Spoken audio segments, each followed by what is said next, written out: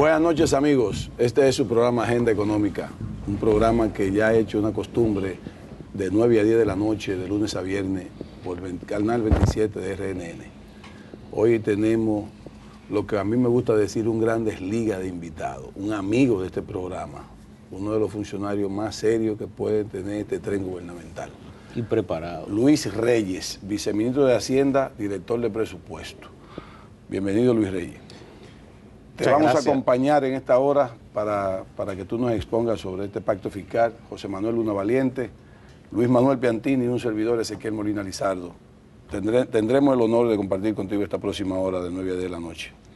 Gracias por venir. El honor será para mí. Muchísimas gracias por invitarme a este programa donde me siento como en casa, realmente entre amigos. Sí. Esperamos que podamos hacer un programa entretenido y de interés para los amigos televidentes. Sí, porque lo que queremos en cierta manera es que funcionarios como tú pues edifiquen un poco a la población de la necesidad de este pacto fiscal, del que te adelanto que en programas anteriores de esta misma semana nosotros hemos hecho alguna oposición a algunas de las pautas que tienen de impuestos y que en cierta manera pudiésemos mantenerla, pero queremos que tú le motive algunas cosas y te voy a dejar lo voy a dejar a ustedes en manos de José Manuel para que empiece en esa parte del programa. Bien, buenas noches, amigos televidentes, buenas noches, Luis, hermano de siempre de vida, de compañía y de profesión. Bueno, tenemos dos Luis y qué buena coincidencia porque tenemos a dos Luis, grandes compañeros de trabajo que han compartido mucho tiempo en el tren gubernamental. Y yo creo que para Ezequiel y para nosotros es un honor contar con Luis Manuel Piantini y con Luis Reyes en esta ocasión. Y será un plato fuerte para todos nuestros amigos televidentes. Luis Reyes, la semana pasada ya tenemos en manos de la sociedad dominicana, desde la semana pasada, la propuesta de reforma fiscal y tributaria que ha hecho el Gobierno Central de la República Dominicana, dirigido por el presidente Danilo Medina, a través del Consejo, de lo que se llama el CES, que es el Consejo Económico y Social, que es una derivación de lo que es la Estrategia Nacional de Desarrollo. Creo que es un marco ideal, único en muchas partes, inclusive en el mundo actualmente, que tengamos un mecanismo como este, que poca gente lo entiende y que piensan que la reforma fiscal es una imposición del gobierno y quizás no entiendan lo que puede estar pasando a nivel de las negociaciones, lo que se está produciendo ahí, visto que ustedes ya han hecho una propuesta formal. Hay mucha discrepancia, hay muchas opiniones, hay mucha gente hablando de muchísimas cosas, la oposición habla y se mantiene sobre el tema del gasto público, sin pensar que existe realmente un techo para el gasto público y un piso. La gente piensa que el gasto público simplemente podría ser la reforma completa. Sin embargo, tenemos en nuestras manos una reforma tributaria básicamente con un gran componente impositivo, con cambios muy trascendentales, sobre todo en la base del ITEVES, la ampliación, el incremento, nuevos impuestos, la eliminación de gran parte de las exenciones fiscales a través de casi el desmonte de más de 25 leyes y solamente quedando 4 leyes vigentes.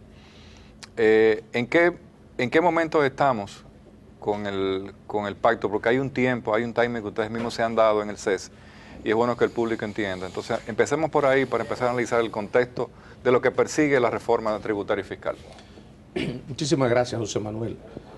Yo creo que para entender dónde nos encontramos en el marco del Consejo Económico y Social, tenemos que comenzar a ver un poco cómo se origina todo esto, porque eso nos va a llevar a establecer lo que nosotros hemos planteado en el marco de la conversación en el Consejo, en el seno del Consejo Económico y Social, que es lo siguiente.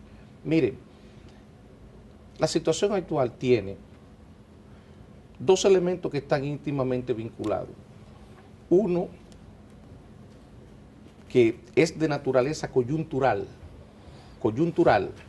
relacionado con la magnitud, con el déficit y la magnitud del déficit, que requiere que sea atacado con carácter de urgencia para darle sostenibilidad a las cuentas fiscales. Y también asociado al gasto, tenemos un problema de calidad del gasto público que requiere de reformas estructurales de más largo aliento, de más largo alcance, y que por tanto deben de tratarse, aunque en paralelo estas últimas deberían de tomar más tiempo en el seno del Consejo Económico y Social. ¿Por qué esto así?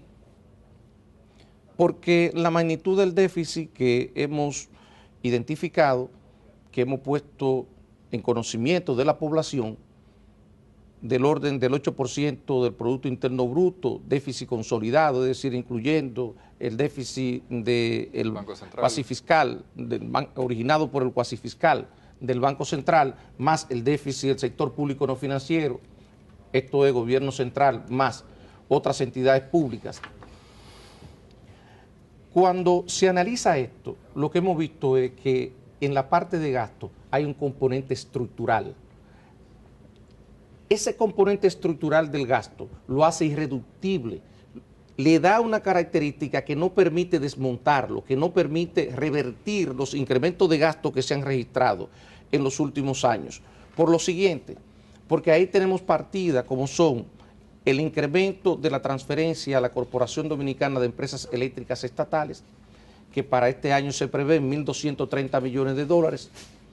Para los próximos años se mantendría en orden de magnitud superior a los 1.000 millones de dólares en ausencia de medidas que se adopten, pero tenemos también una situación asociada al incremento del pago de los intereses de la deuda pública, que aumentaría solo el próximo año en unos 17.000 millones de pesos, para sumar un total en el año 2013, solo por ese concepto, de alrededor de 74.000 millones de pesos.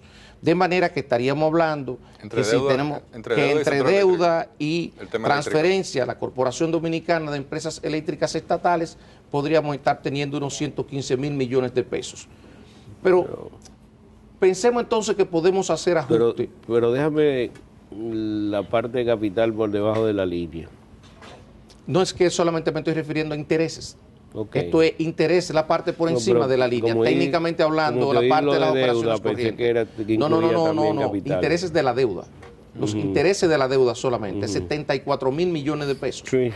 Y esos son montos ya extraordinarios. Estaríamos hablando de aproximadamente un 3% del Producto Interno Bruto, solamente para el pago de intereses de la deuda.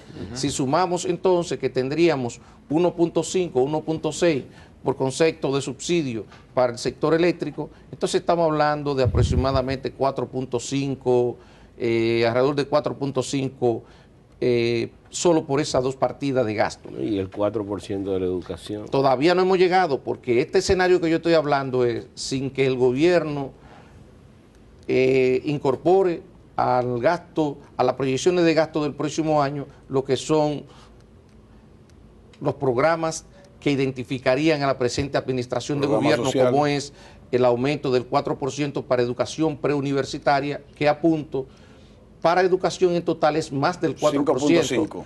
4.5 aproximadamente. Entonces, volviendo al tema de la rigidez que se observan en algunas partidas del gasto, el otro elemento relevante es que cuando se analizaba, siguiendo las instrucciones del presidente de la República, de que tratáramos de realizar los recortes de gasto que impidieran, eliminaran la posibilidad de tener que someter a la población a una situación de tensión, de la tensión que se produciría derivada de la aprobación de un proyecto de ley como el que nosotros hemos sometido. Entonces, lo que descubrimos fue lo siguiente. Cuando vimos cómo se había incrementado el gasto por concepto de nómina, de sueldos y salarios en la administración pública, lo que se verificó fue lo siguiente. En el año, al cierre del año 2012, el incremento de la nómina con respecto al año 2010, en esos 2 años, sería de aproximadamente unos 17.000 millones. ¿Cuáles son las instituciones que explican ese incremento del gasto? Educación, salud, Fuerzas Armadas, Policía Nacional y otras instituciones que no son esas que mencioné previamente, explicarían un 15% de esos 17.000 millones, aproximadamente 2.400 millones. Entonces, ahí identificamos otro aspecto de rigidez de gasto que teníamos que tomar en consideración a la hora de plantear alternativas de política para enfrentar el problema. Transferencia a los ayuntamientos. Cuando vemos, por ejemplo, ahora llego a la parte de la transferencia. Cuando analizábamos el tema de las compras y contrataciones públicas, lo que veíamos es que este renglón se incrementó en ese mismo periodo de 2010 a 2012, proyectado el 2012, alcanzaría unos 7, 8 mil millones de pesos el incremento. ¿Y cuáles son las instituciones que explican ese incremento? Educación, salud, Fuerzas Armadas, Policía Nacional e incluso otras instituciones del Estado tenían un crecimiento negativo de poco menos de 400 millones de pesos. Los poderes también. No, ahora llegamos a la parte de los poderes. Entonces, cuando veíamos las transferencias básicamente teníamos incremento identificado en la seguridad social, en la parte de pensiones, en la parte del sector salud, básicamente por las transferencias que se hacen a las instituciones vinculadas a agua potable, CAS, INAPA, Corazán y muchas otras instituciones que tienen que ver con el manejo del agua potable que se sirve a la población. Entonces, adicionalmente veíamos los incrementos que se produjeron, en el periodo y lo que se van a producir hasta fin de año en lo que tiene que ver con la transferencia al sector eléctrico. Entonces decíamos, bueno, pero este escenario lo que está reflejando es una situación de un gasto estructural, de una rigidez en el gasto que no puede revertirse, que se muestra irreductible hasta cierto punto. Entonces, ante ese escenario, la opción de recorte de gasto tiene limitaciones. Okay. No es que no hayan recortes y que no hayan congelamiento de gasto, pero plantea un problema y es que establece hasta cierto punto un piso al gasto. Sí. Porque en caso de que adoptáramos medidas para desmontar ese gasto, eso sería contraproducente en la medida en que esos son los sectores precisamente donde amplios sectores de la población están reclamando que se aumente el gasto. Ya. Educación, salud, seguridad ciudadana. Luis, vamos a hacer el primer corte comercial para continuar con tu exponencia. Venimos ahora, amigos, no nos corten. Estamos con Luis Reyes, viceministro de Hacienda, director de presupuesto.